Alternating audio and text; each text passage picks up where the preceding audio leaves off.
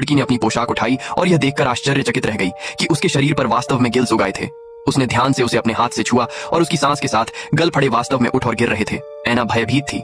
उसने खुद को आईने में देखा और बहुत असहाय महसूस किया। लेकिन इसके बाद उसके साथ कुछ और भी भयानक हुआ। ऐना के पैर पूरी तरह से काले पड़ गए और उन पर अजीब सी पपड़ियां जम गई थीं। जब उसके माता पिता घर पर नहीं थे तो उसने चिमटी ढूंढी और असहनीय दर्द के कारण पपड़ी को बाहर निकाला। लेकिन यह बहुत दर्दनाक था। वह असहाय होकर अपने पैरों पर मारने लगी, लेकिन वह बुरे सपने से छुटकारा नहीं पा सकी।